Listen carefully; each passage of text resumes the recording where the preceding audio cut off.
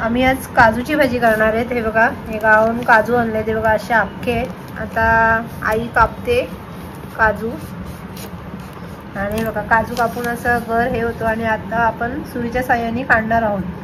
चमचा किंवा सुरीच्या साह्याने साईडने काढायचं। आणि यात थोड्याशा कैऱ्या सुद्धा आहेत, 4 छोट्याच आहेत, जास्त मोठ्या नाही आहेत। आता मी ह्या सगळ्या काढून घेते इथला आतला गर। तो काढून घ्यायचा सुरीच्या साह्याने, म्हणजे पाणी ठेवायचं आणि नंतर स्वच्छ पाणी कपड्याने पुसून घ्यायचं। असं काढायचं, तिचं वरचं साल असेल ती सुद्धा काढायचं।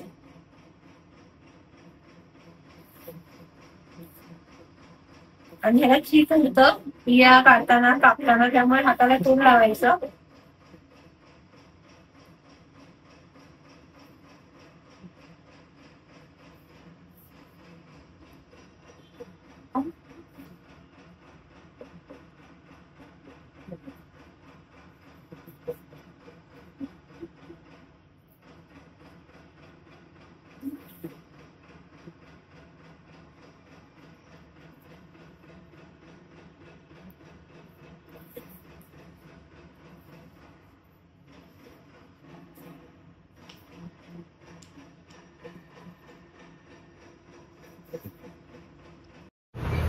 हे बघा, काजू स्वच्छ पाण्याने धुवून घेतले, 2-3 वेळा त्याचं चीक काढलेलं आहे आणि हे कपड्याने असं व्यवस्थित पुसून घेतलेलं, म्हणजे त्याचं चीक निघतं।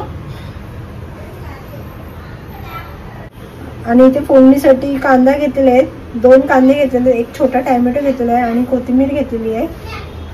हे बघा, इथे हे कांदा खोबऱ्याचं वाटण आहे, म्हणजे घरातच तयार केलेलं होतं म्हणून ते आता असंच दाखवते। आणि मसाल्यामध्ये राई टाकणार आहे, जिरं आणि घरगुती लाल तिखट मसाला, आणि इथे गरम मसाला आहे आणि इथे हळद आहे। आणि तेल सुद्धा टाकलेलं आहे, 2 पळी तेल टाकलेले आहे आणि तेल सुद्धा छान असं तापलेलं आहे। आता आपण फोडणी देणार आहोत। हे बघा, आता आपण राई टाकून घेणार आहोत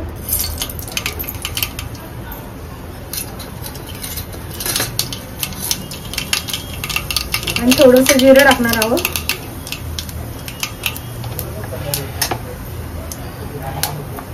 आणि कांदा फोडणीला देणार आहे।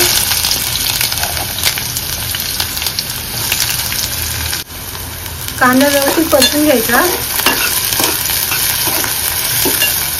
आणि चांगला व्यवस्थित लालसर होऊन देणार आहे कांदा, आणि मग टोमॅटो टाकायचं। हे बघा, कांदा छान असा लालसर झालेला आहे, आता टोमॅटो टाकून घेऊया।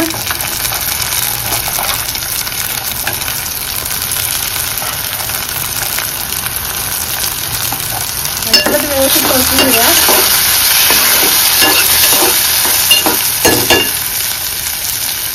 हे बघा, कांदा टोमॅटो मध्ये आता मी वाटण सुद्धा टाकून घेणार आहे, जे थोडंसं होतं ते टाकून घेते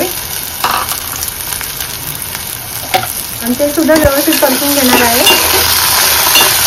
त्याला व्यवस्थित वाटणाला तेल सुटेपर्यंत व्यवस्थित करून घेणार आहे, कारण तेल सुटल्यावरती भाज्यांना चव सुद्धा व्यवस्थित येते ना। वाटणाला तेल व्यवस्थित सुटून घेणार आहे आणि मग बाकीचे मसाले टाकणार आहे। हे बघा, आता आपण हळद टाकून घेऊया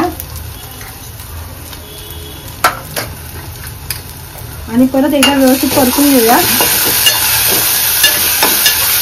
हे बघा, व्यवस्थित तेल सुटलेलं आहे आणि गरम मसाला सुद्धा टाकून घेऊया।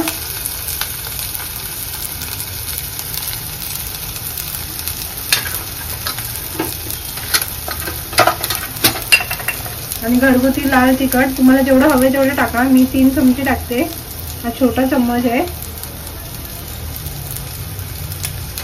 आणि ते सुद्धा व्यवस्थित परतून घेऊया आणि मसाल्याला सुद्धा व्यवस्थित तेल सुटणार आहे, तोपर्यंत आपण 2 मिनिटं थांबणार आहोत। हे बघा, तेल सुटल्या तेव्हाच आपण हे काजू टाकणार आहे त्यात। हे बघा, मसाल्याला व्यवस्थित तेल सुटलेलं आहे, आता मी काजू टाकून घेते। ते सुद्धा व्यवस्थित परतून घेणार आहे मी।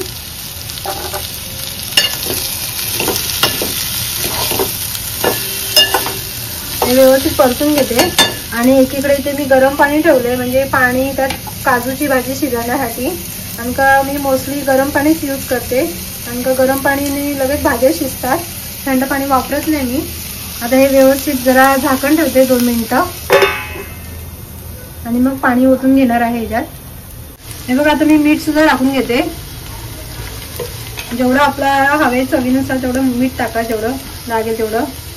जास्त नाही टाकत आहे, थोडंसं टाकते, कारण का मी सुकी ग्रेव्ही टाईप करणार आहे. आणि परत परतून घेते मी.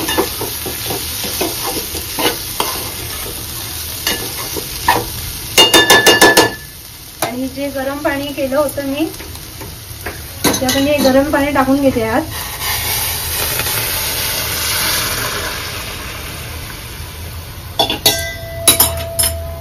गरम पाणी टाकलेलं आहे, आता मी हे परतून घेते.